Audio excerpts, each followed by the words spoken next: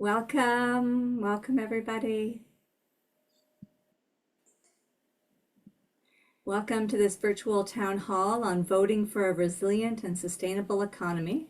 We are so glad you could join us for this conversation. My name is Jessica Clogg. I'm the Executive Director and Senior Counsel at West Coast Environmental Law. We're a nonprofit organization dedicated to protecting the environment through law, and I'll be moderating the conversation today. We're just going to give it a couple of minutes for folks to join. And in the meantime, we can go over a little bit of housekeeping. So today's town hall will go until 3 o'clock Pacific. We're going to begin with some opening remarks from our panel. We'll introduce in a second, and then we'll move into a Q&A. I have some questions I'll ask the panel, and we'll also be tackling some questions from the audience. You can submit your questions using the Q&A button in the bottom toolbar of your Zoom window. Many of you did submit questions ahead of time, which is great. And we will also be using the poll feature to ask you some questions so you can participate in that way as well. And we are recording today's town hall, so if you can't stay for the whole thing, you will be able to watch it later.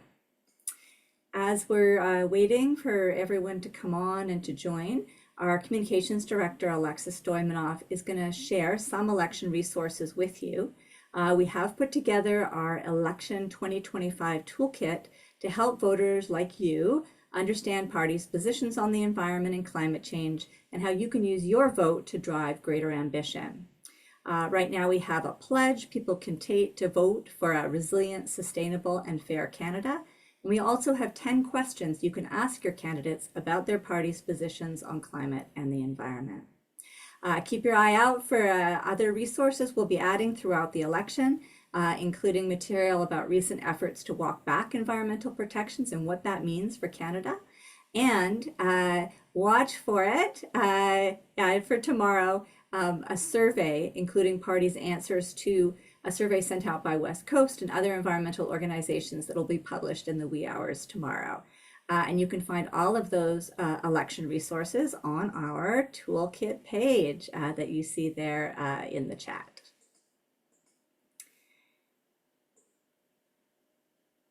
Okay, before we get into the substance of the panel, let's take a quick poll. And our first question for you is, the federal election is Monday, April 28th. Do you intend to vote?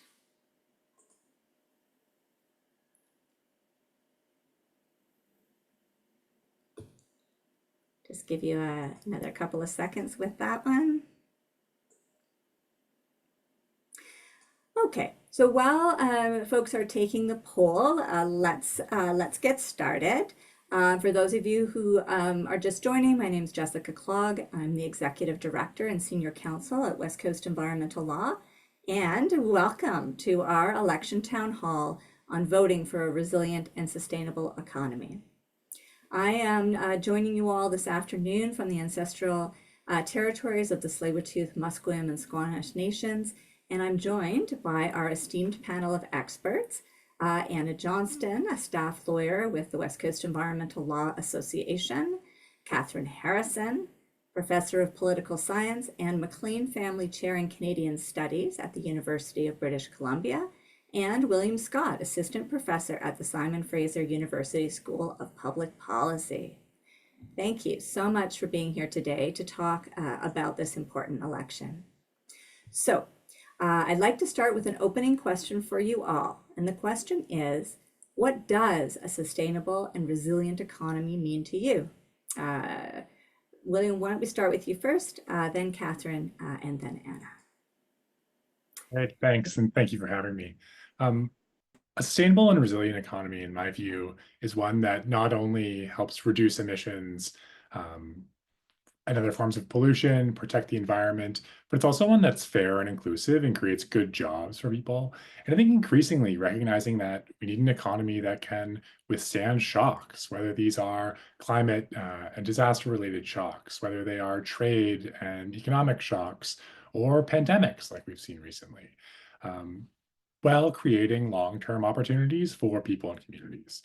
We need to build the energy, housing, and transportation systems that are clean, durable, and allow people to flourish in these environments.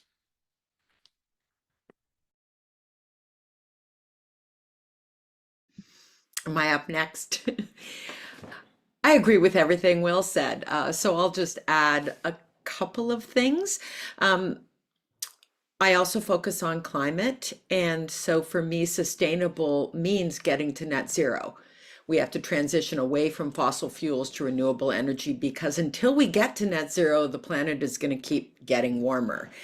Um, Resilient means learning to live with not just a warmer, but a less predictable climate than today. That's going to mean getting heat pumps that provide energy efficient cooling into homes everywhere across this country, thinking about where we build homes. Um, you know, taking into account possibility of both flooding and wildfires and how they're built. And for me, not just fairness, but a sense of community that um, both to reassure each other that we're all in this transition together, we're all doing our part, but also building communities for resilience so that we know our neighbors and can look out for them in those extreme weather events, which I don't think we've done very well at so far. Thanks, Catherine. Over to you, Anna.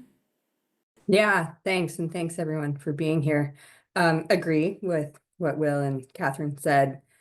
I think like from my legal perspective, having an economy that's resilient and sustainable over the long term needs a strong and consistent environmental safety net to make sure that that happens. So we've seen this real like yo-yo in terms of our environmental and climate laws in recent decades, right? We had in 2012, our environmental laws were gutted when the federal government capitulated to the demands of the oil and gas industry and weakened key legal protections, right? So our Fisheries Act was gutted, legal protection for 99% of our lakes and rivers was removed, and we got this new environmental assessment law that was designed to fast track projects and leave people out of key decisions that really affect them, which it was really designed to try to get shovels in the ground, and it didn't work. We saw a lot of protests in the street. We saw an increase in lawsuits. We did not see a rise in decision making. So, we've tried that experiment already. We found it to be really disruptive. And in recent years, we've begun this process of rebuilding our environmental legal safety net, only to now be finding ourselves back in this conversation about potentially ripping it all apart again. And I would argue that all of this roller coastering does more to stifle investment than any environmental laws possibly could. And I've done a lot of research on this and talked to folk in various industries. There just isn't any evidence that we found that our environmental laws like stifle investment or delay projects, and that a lot of industries say that they would prefer to have a consistent environmental legal framework than to be going through this cycle of repeal, restore, repeal, restore.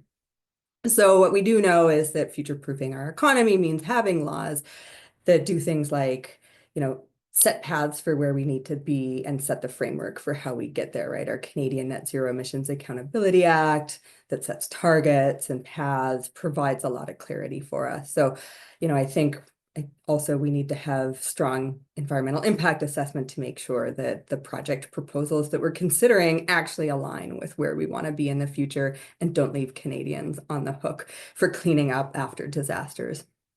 So this is the time. I just maybe close by saying we're in a time of a lot of uncertainty, and what we really need is a steady hand, not more disruption.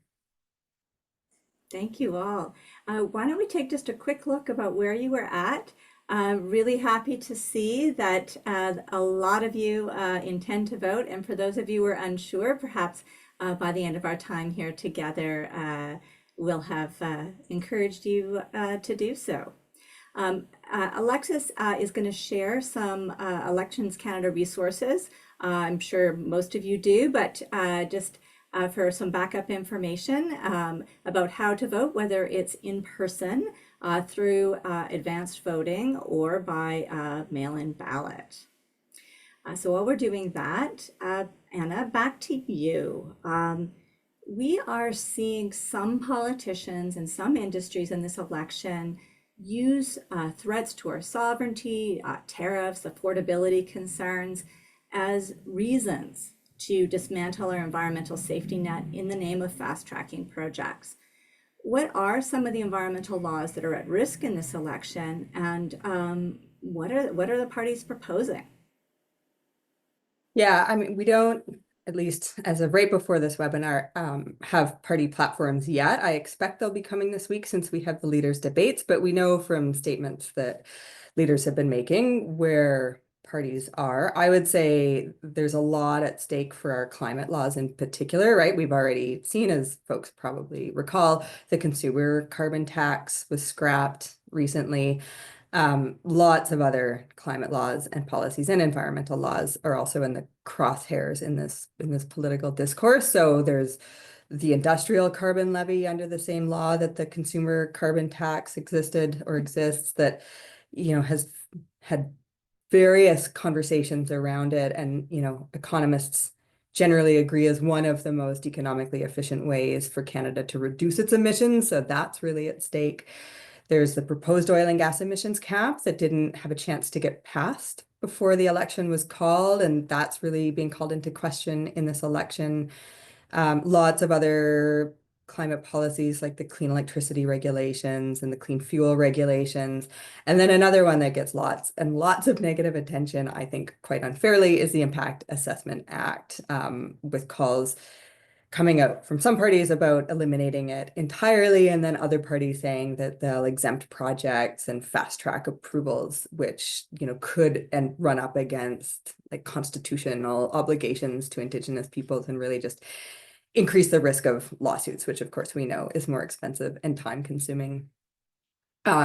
So yeah, I would say just last year, the federal government set a 2035 climate target of a 45 to 50% reduction by 2035 from our 2005 levels. And experts are saying that that target is not ambitious enough for Canada to be doing its fair share. And our climate plan, we know from planning and reporting that our current suite of climate laws and regulations isn't enough to even get us to that weak target. And so by backsliding on any of these climate regulations, we're only making it even less likely, I'll say, to make sure that we're doing our part in the global effort to fight climate change. So, William, a question for you. Climate change is already causing significant disruption to Canadians' well-being and the economy. Can you tell us a bit about the economic benefits of climate regulation? Yeah, I think this gets lost in the discussion a lot. We hear a lot about the costs of environmental policy and don't talk too much about the benefits of environmental policy. There's loads of research evidence that shows the benefits kind of vastly outstrip the cost. There's a 10-year retrospective by the US EPA that found benefits were 2.5 to 12 times larger than the costs of environmental regulation. And I think one of the reasons that we don't talk about the benefits is because the benefits of environmental regulation are really bad things not happening, pollution not occurring, greenhouse gases not contributing to global warming. So the absence of bad things happening can often be hard to account for and hard to land for people. But we know that these damages do occur. Economists like to refer to the social cost of carbon. It's one way we measure the environmental damages associated with each ton of greenhouse gas emissions. And the best science available suggests that each and every ton of greenhouse gas emissions contributes upwards of $250 in environmental damages, meaning that anything we do that costs less than $250 a ton to reduce it would be a net benefit to society. Now, Canada's already experiencing these costs in direct and indirect ways. Last year was the costliest year in terms of insured natural disaster losses or environmental disaster losses in Canada at $8.5 billion. That was more than $2 billion greater than the previous highest year, which was back in 2016. Recent research from the Canadian Climate Institute suggests that every dollar we spend on adaptation results in between $13 and $15 in benefits. So these are really worthwhile investments from an economic perspective. We also tend to overestimate what the cost of environmental policy will be before they happen. We have a long history of doing this. For the Montreal Protocol, the estimated costs were between 2.5 and 40 times more than they actually turned out to be. And one of the reasons for that is we underestimate just how innovative we are. When you put the rules in place, when you put stringent regulations in place, firms and individuals come up with really clever ways to adapt. We find new, interesting ways to reduce pollution, new technologies that are better, which really help push down these costs. So I think that often gets lost in the storyline when we just focus on the costs. Thank you. Catherine, federal parties are talking a lot about saving Canada's economy. What are some of the visions of Canada's economic future that parties are advancing? I'd say we're hearing a lot about energy as, underpinning Canada's economic future from all the parties. But there are some subtle, but I think pretty important differences in what kinds of energy they're talking about. Starting with the Conservative Party, the leader, Pierre Poilievre, has said that he would respond to all of the asks by a group of CEOs of oil and gas companies. Some of those things are ones that Anna already mentioned, repealing the Impact Assessment Act, repealing industrial carbon pricing, not following through on the oil and gas emissions cap. I think also repealing the Northwest Coast tanker ban. And Mr. Poilievre is talking about building export pipelines to both the Pacific and the Atlantic and subsidizing industrial polluters. That is what the technology part of technology, not taxes, means, is taxpayers covering the cost of pollution reduction. Although, in the absence of any regulatory mandates or carbon prices, it's not clear why those polluters would want to reduce their pollution unless we pay for all of it. The Liberal Party has talked about Canada becoming an energy superpower. I think there are some important differences, though. They've committed to keeping industrial carbon pricing, following through on the oil and gas emissions cap, which is only proposed. When Mark Carney has talked about building pipelines, he has emphasized, instead of export pipelines, a pipeline within Canada that would deliver oil from the west to the east to displace imports of US oil in Eastern Canada. Jonathan Wilkinson responded to the CEO's letter and sounded a lot less open to additional funds for LNG beyond the ones they committed just before the election to Cedar LNG. And the Liberals have put a lot more emphasis on clean energy, critical minerals, interties to expand the energy system across Canada. The NDP have also said they'd keep industrial carbon pricing, follow through on the oil and gas emissions cap. Jagmeet Singh has said pipelines are not a priority, and has committed to an east-west grid. So I think we're hearing about energy, but different energy sources and different degrees of commitment to the oil and gas industry from the parties. Thanks, Catherine. And just a reminder that by tomorrow, there will be on our election toolkit a survey response from all the major parties. And that is important to be sure that we're bringing forward information about all the parties. So watch for that in the election toolkit. William, back to you. These conversations about Canada's economic future feel like they're happening really quickly. And at the same time, the kind of moment we're in economically feels like living proof of the need to make sure that our economy is sustainable for the long term. Can you talk about what it means to be strategic about designing our economy of the future? Yeah, certainly. And these recent shocks to the US-Canada relationship have got our whole country kind of rethinking what is our economic strategy going forward.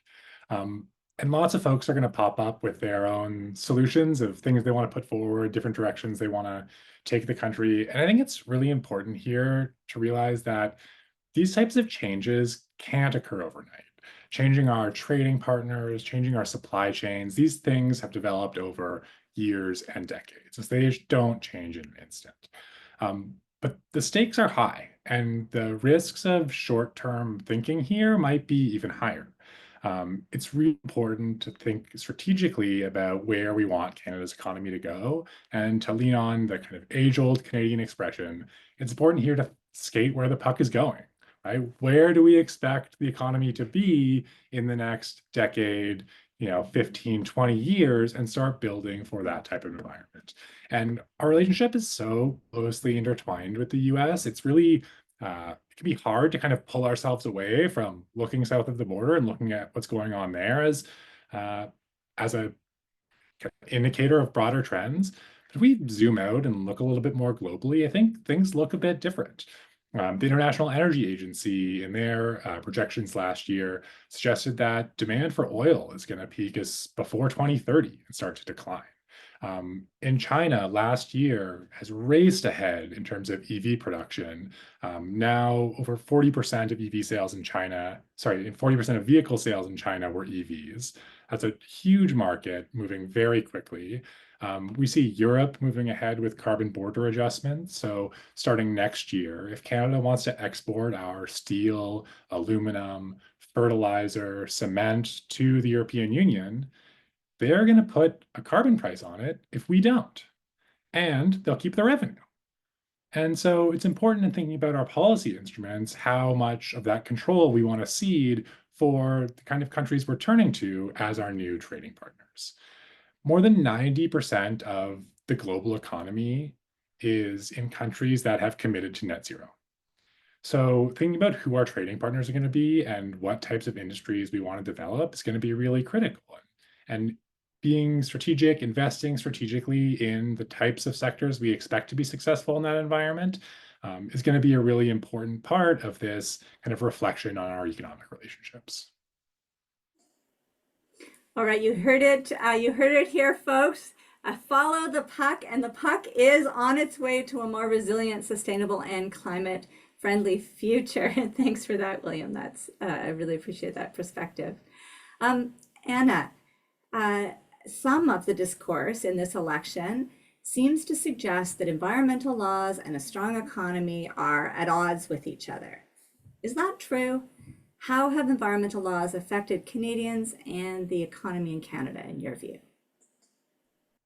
Yeah, thanks. And also love the metaphor, William. No, I don't think they're at odds with each other. Like I mentioned in my introduction, I actually think that environmental laws help the economy by providing more stability and and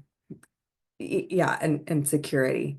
So I'll maybe use environmental impact assessment as an example, both because I love it and also because it is so under fire. Right. So environmental impact assessment we call it the look before you leap law. It completely mystifies me as to why it's so controversial. We've had it on the books for over 50 years. We're on our 4th iteration of an environmental assessment process. What it aims to do is make sure that we get projects right the first time around, right? So we call it a planning tool. Proponents have to plan their projects. Environmental impact assessment happens while proponents are planning their projects to help identify all of the different ways that a proponent can carry out a project, where it can be located. Like if it's a mine, do you have a fly-in operation? Where do you put the workers? Are we doing above ground or underground? Where do we put the tailings? To make sure that we're minimizing harms to the environment and that we're maximizing benefits for communities, right? It's participatory, you bring in community knowledge, you bring in Indigenous knowledge, you bring in local perspectives, you bring in experts, and you think it tends to be framed as this yes/no tool. Really what it has historically always been is a how. How do we do it? How do we make sure that we're building projects best for communities while not undermining the environment? So I'll just use a couple of examples from how environmental assessment has and has not helped in Canada, right? So the one kind of recent striking example of an environmental disaster is, people in British Columbia in particular probably will remember this, is the Mount Polley mine tailings spill of 2014 when a tailings dam at the mine burst and spilled 25 billion liters of mine wastewater and tailings into Polly Lake, Hazeltine Creek, and Canal Lake. Not only did that disaster have a huge environmental toll, like wiping out Hazeltine Creek and permanently leaving the tailing sediments in the bottom of Canal Lake, it also cost BC taxpayers $40 million. That project hadn't gone through an independent environmental assessment, and the BC Auditor General found that there was really weak government oversight of the tailings in the mine. Okay, so that's what happens when we have a poor environmental law framework. On the flip side of the equation is, we have a lot of examples, and in this blog that Jessica mentioned that we'll be publishing, hopefully later this week, maybe early next, about these kinds of examples. We have the Voisey's Bay nickel mine in Newfoundland and Labrador. So between 1997 and 1999, that project went through an environmental assessment by an independent panel. That panel was jointly appointed by the governments of Canada and Newfoundland and Labrador and the presidents of the Labrador Inuit Association and the Innu Nation. One of the things that surfaced, that arose in that assessment, was that local communities were generally cautiously on board with the idea of the mine. They welcomed especially the prospect of the jobs, but they were really concerned about a boom and bust cycle, right? The proponents' initial project design was to have it operate at a really high production intensity so that it could maximize its profits over the short term. And the community said, we don't want to only have jobs for one generation. We want to have jobs for multiple generations. And so through the environmental assessment, the proponent agreed to lower its production capacity, its daily production, which would extend the lifespan of the project. So that project, Voisey's Bay, is operational today. They're now contemplating an expansion of it, and it employed last year around 4,200 people. Right, so here are two examples of when you don't have environmental laws and both the environmental and the economic cost that it can take. And then when you do have good environmental laws, how that can deliver better, longer term, more sustainable benefits to the community while also minimizing the environmental impacts. Thanks, Anna. Back to Catherine. So over the last decade or so, Canada has developed a number of laws and policies to curb our greenhouse gas emissions, like the industrial carbon levy and the zero emissions vehicle mandate. What would be the implications of dismantling these initiatives, both for the climate and for the economy? It's all bad. You didn't mention the consumer carbon tax, but I'll say something briefly about it. It's already gone, but removing that took money out of most people's pockets across the country. And it also leaves a hole in our planned emissions reduction, particularly for buildings, because we've weakened the incentive for both commercial and households to buy a heat pump rather than a gas furnace when their current heating system fails. And it also has reduced incentives to consume gasoline from internal combustion vehicles, many of which are still on the roads and are going to be for a long time. So we're going to need, yes, we hear a lot about incentive approaches. We need more regulation of what kinds of heating systems can be sold, possibly adjustments to vehicle insurance to strengthen incentives on driving internal combustion existing vehicles. The big one is the industrial carbon pricing system. Modeling by Navius for the Canadian Climate Institute estimated that one policy accounts for up to half of Canada's expected emissions reductions by 2030. So it's a really big deal to get rid of that one. It is encouraging to me that in the Liberal leadership, it's discouraging that the Conservatives have proposed to get rid of that, because I would expect Canada's emissions will go up rather than down, absent that policy. In the Liberal leadership race, in releasing his climate plan, Mark Carney talked about the importance of strengthening the industrial pricing system and increasing transparency, both of which are really important because it's a really complicated system and it's very easy for it to be gutted with technical adjustments. So I think we need that strengthening and transparency. Zero emission vehicle mandates. So far it's been pretty easy, and I think we're about to see the pushback. We don't have a ZEV mandate for medium and heavy duty trucks, and we need that because that is, as the emissions from them is as great as from the passenger vehicles. And those last a lot longer on the road. So we need to move forward with that. On the ZEB for passenger vehicles, what we hear from the manufacturers is, well, the demand isn't there. But here's the thing, they can comply with a ZEV mandate by pricing their electric vehicles to sell, including by cross-subsidizing the electric vehicles and increasing the price of the gas guzzlers. So they have other tools to increase demand for those vehicles, and I think we have to hold them to that. But absolutely, Donald Trump is making everything more difficult on the vehicle front. Thanks, Catherine. We are going to move now to audience questions, but before we do that, let's do another poll. And the question is, as you are thinking about voting in the upcoming election, how much is the need for strong environmental safety net and climate action influencing how you might vote? So interested in, is this a vote determining issue for you? So while we're waiting for those results to come in, let's turn to some audience questions. Jacqueline had a question, and I think maybe Anna, this might be for you, but others feel free to chime in. And the question was, what about the need to develop new regulations that support the regeneration and restoration of our environments? And there are some situations where restoration practitioners are working to improve the environment, but also are restricted by some forms of regulatory approvals. So yeah, anything you might want to add about that in response to Jacqueline, Anna?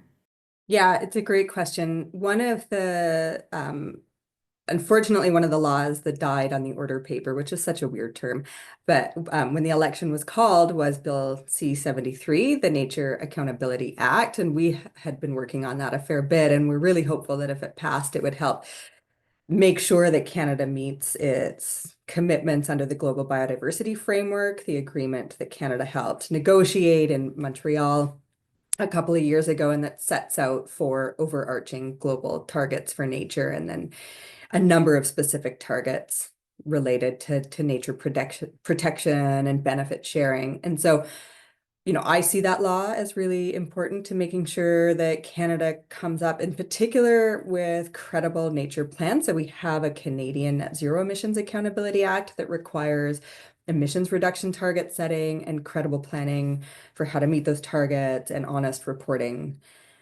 We're hoping for the same thing for nature, and that the bill that was tabled last Parliament wasn't quite up to snuff, but we were working with parties and we're getting hopeful that we were going to get some amendments that would have had it do that job.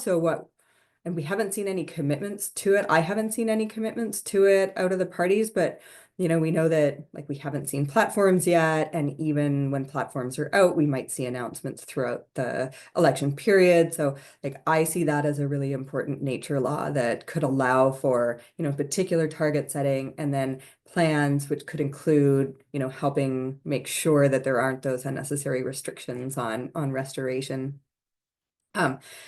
You know, I think there's a lot of support, political support for nature protection, but again, we just will have to wait to see what parties say about it. Excellent, thanks, Anna. There was a question in the Q&A about why we haven't heard as much about all the political parties. Just really encouraging you to check out the resources, the survey response. There are complete responses from the Green Party. I'm sorry, we don't have time to get into like to every response, but it will be on the website. So yeah, just flagging that. Let's take a look at those poll response. Excellent. Well, it warms my environmental lawyer heart to see that most of you are looking at the need for strong environmental and climate safe, strong environmental and climate safety net as a vote determining issue. That's great to hear, and I hope you'll be gaining some information today that will help with that. Our next question, and a number of the questions that came in advance through registration were really about what can people do to derive greater climate ambition and environmental protection among all the parties. And I know in the Q&A, there was also sort of a flag of like, what do we do about morale, given past failure to follow through on promises and so on. So for our panelists, what can people do to drive greater climate ambition and environmental protection among all parties? I don't know who wants to start. Anna, would you like to? You go ahead. Sure. Yeah, I mean, obviously, vote, right? So echoing the enthusiasm for the folks on this call saying, most of you intend to vote and most of you intend to consider the environment when you vote. But also, and I think this is the thing that we don't necessarily talk about as much as voters, is like, in addition to casting your ballot, communicating to candidates and parties that the environment really does matter in this election. Like, just because things like tariffs and affordability are so top of mind doesn't mean that we have to be making this fool's choice between them, and that parties don't need to be making this fool's choice between them. So, if you take our elections pledge, then a copy of that pledge gets sent to each of the main national parties. So the Liberal Party, the Conservatives, the NDP, the Bloc, and the Greens. We also have the 10 questions that Jessica mentioned that you can ask candidates at the door or in, debates. So like the thinking behind that, of course, is that candidates belong to parties, and then they bring back to the parties and to party leadership what they're hearing at the door. And so a really good way to make sure that the parties are hearing from all of their constituents, from all of the voters that they're coming across, is that the environment does matter in this election, even though we are also facing these, very pressing other challenges. So you can download that questionnaire, and it just gives some like key questions along key topic areas like climate and nature and Indigenous rights and impact assessment. Writing letters to the editor is also a really good way to keep that communication kind of going in like among communities, also social media. And yeah, I think, Alexis, thank you for posting links to that in the chat. So, we're going to be trying to really amplify this message, but it's most poignant when it's coming from voters themselves. Just a quick check, William, Catherine, anything you wanted to add on that? I know a lot of folks sort of struggling a little bit in this election. I'll jump in on this one. We have seen climate and environment fall among Canadians' top of mind priorities. That doesn't mean people don't care about it, but it means what we're seeing is the media and the candidates on the campaign trail and potentially in the debates focus on those other issues, cost of living, tariffs, and so on. And so I think it's especially important that those who are paying attention on climate and environment share with their friends and their family and their neighbors, because this election, whether voters intended or not, is going to have huge implications for climate policy. The party's positions indicate that. So voters may be going to the polls with other issues in mind and end up with policies that they don't like. So sharing that, I think, can be really important. And the one other thing I would say is that I think it would be good for people to share with politicians in the ways that Anna was mentioning is, climate action is going to cost us money. The benefits will be greater. The foregone costs are much greater, but that doesn't mean that it's free. And I think there has been a kind of mistaken sense that anything that impacts me inconveniences me must be unfair.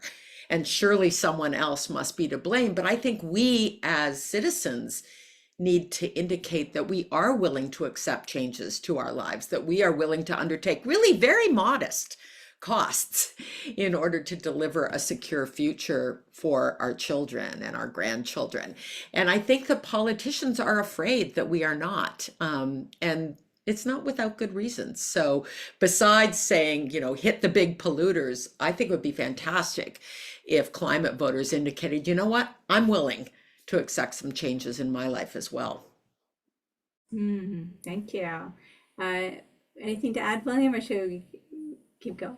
I agree with Anna and Kathy. I think highlighting who you can communicate with, like we see lots of research that suggests people do really value the environment and climate, and they tend to underestimate how much their friends and family do.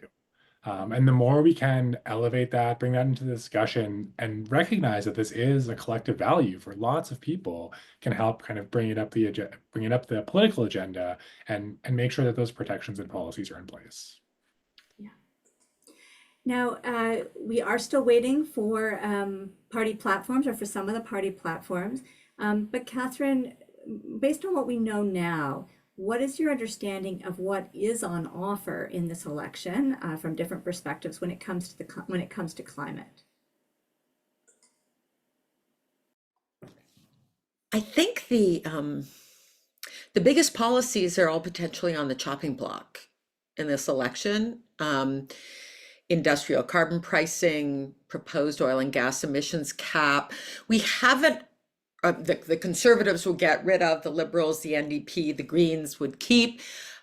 We haven't heard details from the Conservatives about other policies that have already been adopted. They haven't been pressed on it, to my knowledge.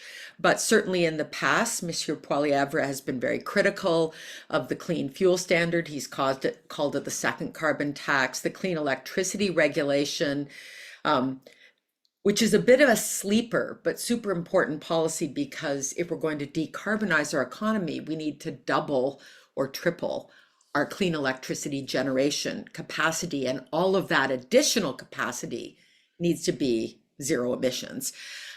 He's been critical of the Zero Emission Vehicle Act, so we haven't heard details about the party's position on some of those.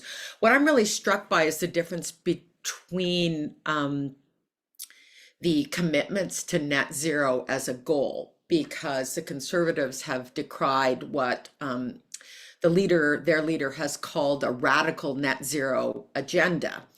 Now, climate scientists would say that net zero is simply necessary to stabilize the global climate. It's not, this is like physics, basic physics, not political radicalism.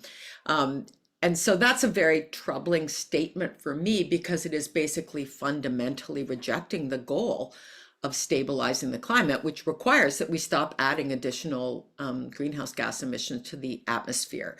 We haven't heard any language like that from the other parties.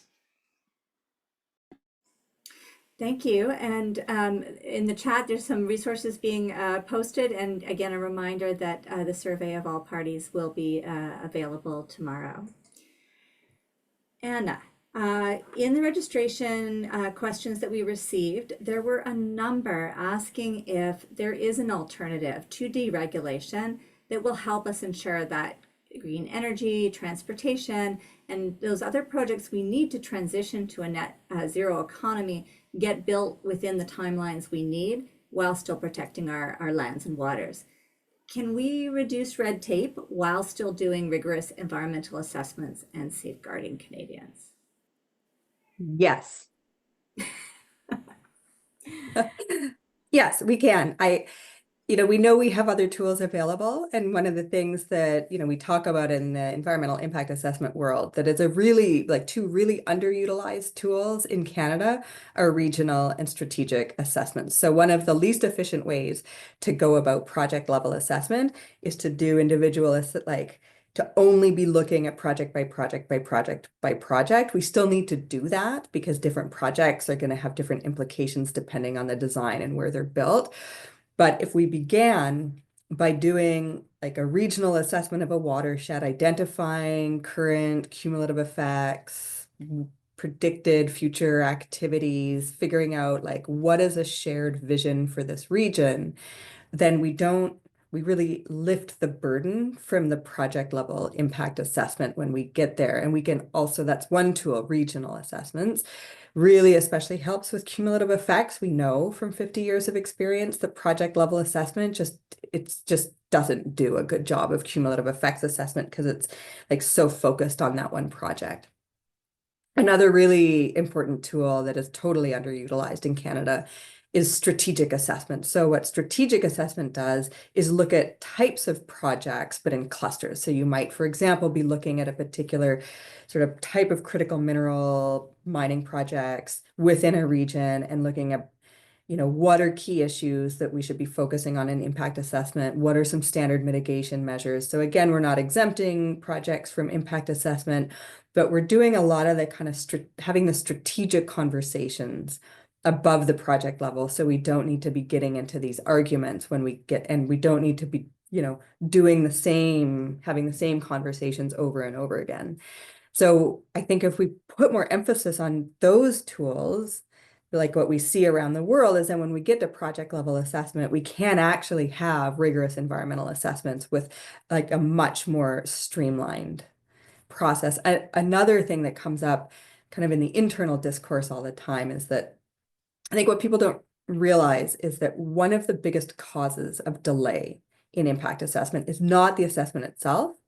It's that historically there's been a real disconnect between the assessment and then the post-assessment regulatory decision making, right? So this is maybe getting a bit wonky, but really one of the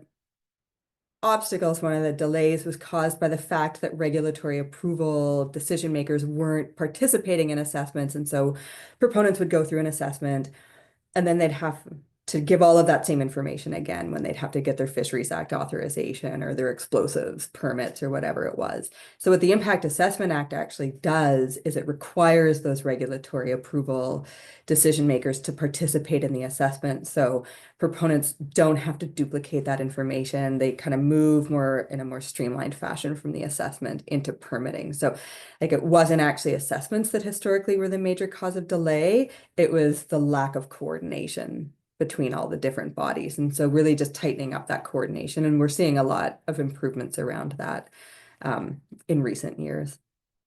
So those are a few things that we can be doing. We don't have to just exempt projects or, promise that we're going to get them built in 6 months, which is just a completely infeasible claim to make. Looks like we have time for one more audience question. This one was from Riley. Given the impact to human health that ongoing emissions and subsequent climate change and disasters have, from air pollution, food and water resources, mental health, etc., are there any parties that are tying connections between climate action, healthcare, and health outcomes? So what if anything, have we heard from the parties on that question, to your knowledge?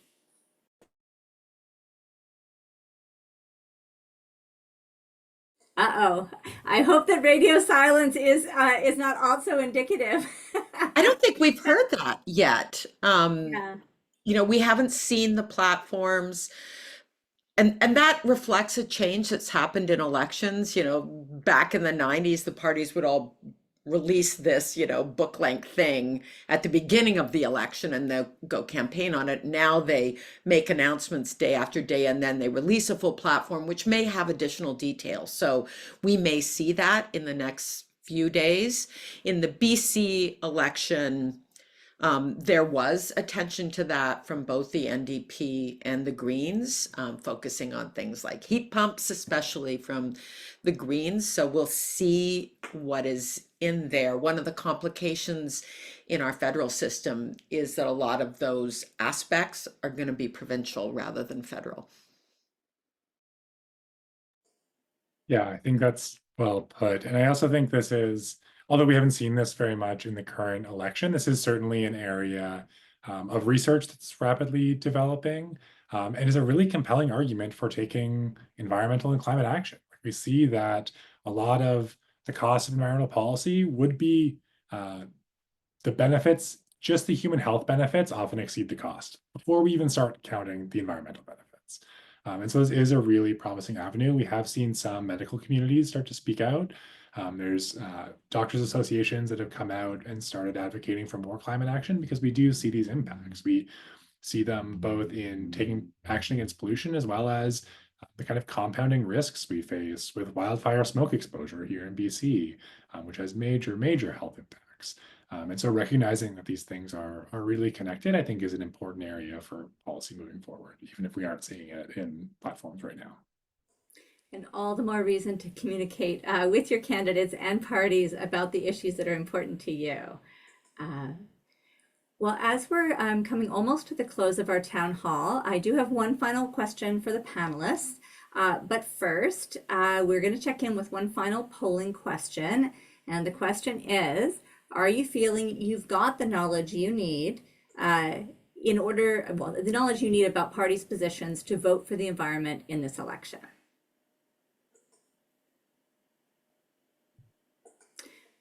All right, so we'll give folks a second to respond to that. So here was my sort of final question for the panelists. I know it's top of mind for me and maybe for other voters as well. And really that comes down to can we have that resilient, sustainable future? Save the planet, if you will, and help the country thrive economically and in terms of human well-being. Can we do it? What do you think? Oh, I'm gonna Anna, go ahead. I turned my mic off first. Yeah, I think so. I have certainly not given up hope. I think, the science is telling us we need to move really urgently on climate change, but it is still doable. And one of the things that gives me optimism is that I've really seen a big shift in the national conversation in the last 12 years now since I've started at West Coast. When I started in 2013, there was still a lot of kind of overt climate denialism, not a lot of conversation about it in mainstream media. We were still sort of mired in this, is it really is it going to be that bad conversation? And I think that conversation has really shifted. We now have much greater understanding that climate change is real. We're feeling the impacts of it. We need urgent action. We're seeing greater party buy-in to it, more ambition at the political level, way more sophisticated dialogue in media. So I get really heartened by that because I think, and when it comes to elections, I think we are also seeing a greater understanding that just because voters might be, really concerned about getting family doctors or affording homes, that doesn't mean that they're not also really concerned about the climate crisis and making sure that we're doing our part. So I think that we're on an upward trajectory and I'm hoping that we stay there. Kathy, what about you? What do you think? I don't think we have any choice but to keep going. When I hear, I'm in my 60s now, and so there's this phenomena of these old guys who say to me, well, we're screwed anyway. And that is just a disgusting expression of privilege to me. Because who never says, oh, let's just give up, are people who are most vulnerable to the impacts of climate change, who are worried about their own personal safety and that of their families. So, we have to, because we're just going to be so much worse off if we don't take action. And if we're smart about it, we can actually build a better society, a fairer one, more cohesive while we're at it. And why wouldn't we want to do that? And I think at this moment, the thing we have to be really careful of is not just giving up, but thinking, well, you know what, we'll just put off worrying about that for a few years, because this is a moment where we could unintentionally lock in continued reliance on fossil fuels for decades to come by building projects that we will end up subsidizing as taxpayers in the future. So let's make smart decisions at this moment of crisis. And yeah, I will stop there. William, final word to you on this one. Yeah, I agree. Not only can we? But we have to. There is no option for like a stable, happy economy if we have an unstable climate. We are increasingly seeing the impacts, seeing and feeling the impacts of this. And they are disrupting our climate and our economy now. And I know from the polling that this group doesn't need a lot of convincing, but even for those people who aren't convinced that we need to take urgent action, that don't think climate's a priority, your insurance provider does, and your mortgage lender does. And as we experience more of these frequent and severe events, those costs start to get passed on, and we have to adapt. So change will happen. And it's a matter of, do we want to do it now and be strategic about the kind of country and the kind of community we want to live in? Do we want to build that future strategically? Or do we want to hold on to the last possible minute and be forced to change in a way that's costly and hard and puts people out of work? So I think the decisions we have now are really about what kind of future we want and how we want to build it. Because one way or another, we're going to get there, but we get to decide how. Following the puck. Let's just take a look at that final poll if we have the results from that. Yeah. I mean, we certainly hope that we were able today to make a contribution to the understanding you have about where the main parties are at, but there's more information to come. Do check out the toolkit on the website. Keep an eye out for platforms as they come out from the parties. And there are some unanswered questions. And in part for that reason, we really urge you, do take that pledge that you can find on the website. Let your parties know that these issues matter to you in this upcoming election. And really with that, I want to thank the audience and the panelists. Do remember to vote, take the pledge, maybe print out those election questions, keep them by the door because candidates will be coming to your door. I saw in the chat that there was a recent candidates meeting in Mission Masqué, my old stomping grounds, and that climate was an issue. And that's really up to us as voters to let the parties and candidates know that these issues matter to us very deeply. And so with that, thanking all of the panelists, thanking everyone who was here today. The recording will be provided. If you want to come back to it, keep coming back to that toolkit on the website and get out there and vote. Thank you all. Thank you.